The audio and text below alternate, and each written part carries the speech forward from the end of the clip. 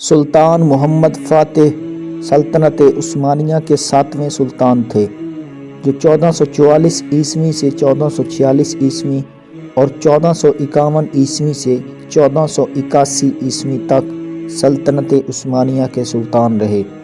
انہوں نے محض 21 سال کی عمر میں قسطنطنیہ فتح کر کے عیسائیوں کی بازنطینی سلطنت کا ہمیشہ کے لیے خاتمہ کر دیا۔ سلطان محمد فاتح ترکوں کے کائی قبیلے کے فرزند تھے۔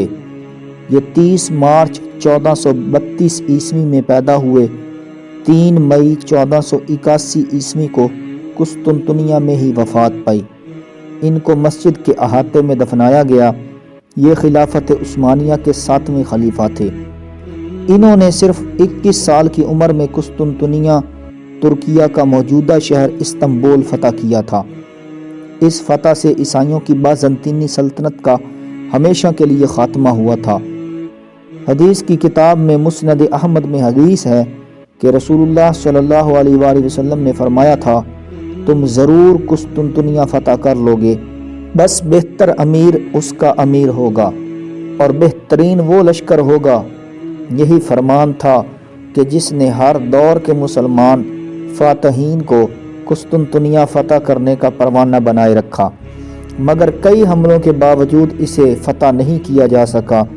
حضرت عمر بن عبدالعزیز، ہشام بن مالک اور ہارون الرشید جیسے پرجلال خلفاء نے اس شہر کو فتح کرنے کی کوششیں کیں، مگر ناکام رہے۔ قسطنطنیہ ایک ناقابل تسخیر شہر تھا۔ اس کے 3 اطراف سمندر تھا۔ قسطنطنیہ کے حکمرانوں نے لوہے کی زنجیروں سے سمندری راستے کو روک رکھا تھا۔ اس سمندری راستے سے کوئی بھی حملہ آور بحری جہاز گزر نہیں سکتا تھا۔ صرف ایک طرف خشکی تھی۔ اس قلعہ کی دیواروں کے سامنے 60 فٹ چوڑی اور 100 فٹ گہری خندق تھی، جس میں ہر وقت پانی بھرا رہتا تھا۔ اس دیوار کے اندر مزید ایک فصیل تھی، اس میں ایک وقت 1,00,000 افراد رہ سکتے تھے۔ اس شہر کو فتح کرنا ناممکن بنا دیا گیا تھا۔ اس کے علاوہ قسطنطنیہ شہر عیسائی دنیا کا روحانی مرکز تھا۔ اس شہر کو ایک عیسائی بادشاہ جس کا نام قسطنطین تھا، اس نے 3 صدی عیسوی میں عیسائیت قبول کر کے پایہ تخت بنایا تھا۔ قسطنطنیہ کی فتح جہالت میں ڈوبی مغربی دنیا کی آخری شکست تھی، جو سلطان محمد فاتح کے ہاتھوں نصیب ہوئی۔ اس شہر پر کئی مسلمان فاتحین نے حملے کیے، مگر ناکام رہے۔ عثمانی ترک خلفائی خراسانی خانہ بدوش تغرل کے بیٹے عثمان خان کی اولاد تھے۔ انہوں نے ایشیائے کوچک میں داخل ہو کر ترک سلطنت قائم کی تھی۔ یہ سلطنت 300 سال میں دنیا کی ایک عظیم طاقت بن گئی تھی۔ قسطنطین اور خلیفہ سلطان محمد فاتح کے درمیان یہ جنگ عجیب و غریب تھی۔ اس کی وجہ یہ تھی کہ سلطان محمد فاتح نے اپنی فوج کو خشکی پر بحری جہاز چلانے کا حکم صادر کیا تھا۔ یہ دنیا میں عجیب و غریب واقعہ کے طور پر جانا جاتا ہے۔ خشکی پر بحری جہاز چلانا واقعی ایک عجیب و غریب واقعہ ہے، مگر مسلمانوں نے یہ کر کے دکھایا تھا۔ آج امریکہ نے اسٹیلتھ ٹیکنالوجی ایجاد کی۔ اس ٹیکنالوجی سے بنی ہیلی کاپٹر کو راڈر تلاش نہیں کر سکتا، تو اس کو معلوم یہ بھی ہونا چاہیے کہ اس سے صدیوں پہلے ترک مسلمانوں نے خشکی پر جہاز چلا کر 10 میل کا زمینی راستہ طے کر کے قسطنطنیہ پر حملہ کیا تھا، جو عیسائیوں کے وہم و گمان میں بھی نہیں تھا۔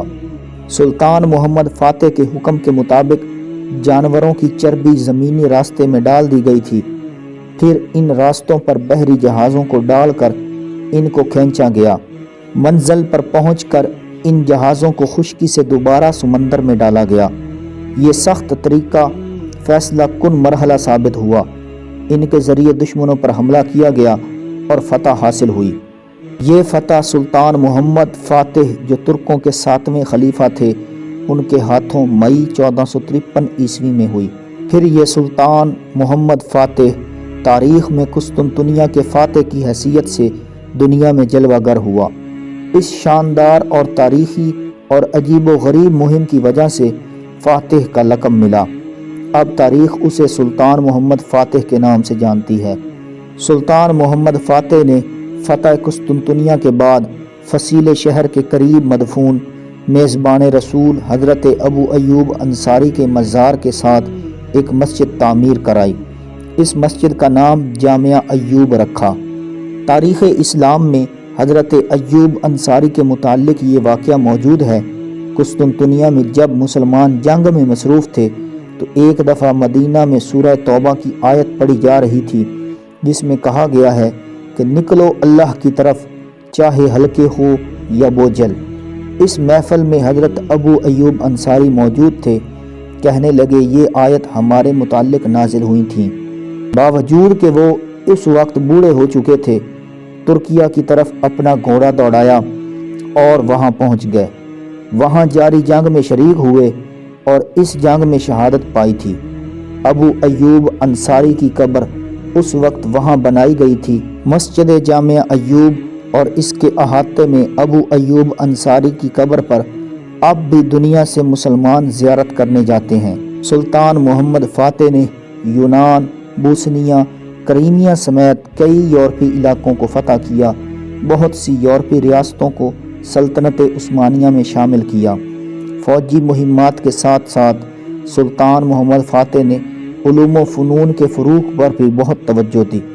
آج جو ترک تعلیم سے آراستہ ہیں، اس کا سہرا سلطان محمد فاتح کے سر جاتا ہے۔ تاریخ میں قسطنطنیہ نے کئی نام اختیار کیے، جن میں سے بازنطین، نیو روم، نوا روما، قسطنطنیہ اور استنبول مشہور ہیں۔ شہر کا سب سے پہلا نام بازنطین ہے۔ یہ نام اسے میگارہ باشندوں نے تقریباً 600 عیسوی میں اس کے قیام کے وقت دیا تھا۔ شہر کا موجودہ نام استنبول ہے۔ سلطان محمد عظیم فاتح ہونے کے ساتھ ساتھ علم و ہنر کی سرپرستی کے لیے بھی مشہور تھے۔ کہتے ہیں کہ ان کے دور میں یونانی مصور اور دانشور بھی دربار کا حصہ تھے اور علم و فنون سے وابستہ کئی قابل شخصیات ان کے ساتھ رہیں۔